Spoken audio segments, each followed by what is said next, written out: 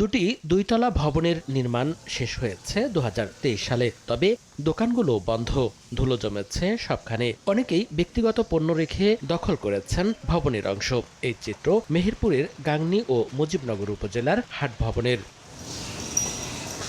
প্রমাণ মেলে মাদক সেবীদের আনাগোনারও। অথচ এসব ভবনের সামনেই অস্বাস্থ্যকর পরিবেশে সপ্তাহে 3 দিন চলে ব্যবসায়িক কার্যক্রম। ব্যবসায়ীদের অভিযোগ, ভবনগুলোতে বরাদ্দ নেয়ার চেষ্টা করা হলেও পাওয়া যায়নি দোকান। উন্নত পরিবেশে কেনাকাটার সুবিধা থেকে বঞ্চিত হচ্ছেন আগতরা।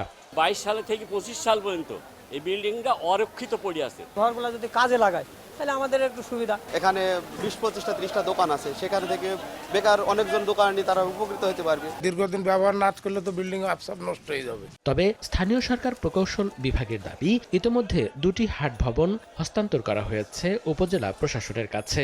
দোতলা বিশিষ্ট 4তলা ফাউন্ডেশন, এই দুটি হাটই ইতিমধ্যে হস্তান্তর কাজ শেষ হয়ে গেছে।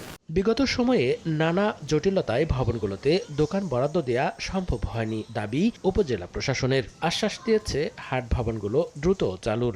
হাটবাজার ব্যবস্থাপনা নীতিমালা 2011 রয়েছে। সেই বিধিমালা অনুসারে আমরা বন্দোবস্ত প্রদানের জন্য এবং বরাদ্দ প্রদানের জন্য প্রয়োজনীয় ব্যবস্থা গ্রহণ করেছি ইতিমধ্যে।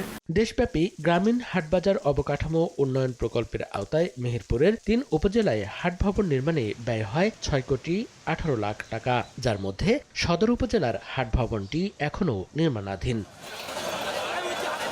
সময় সংবাদ, মেহেরপুর।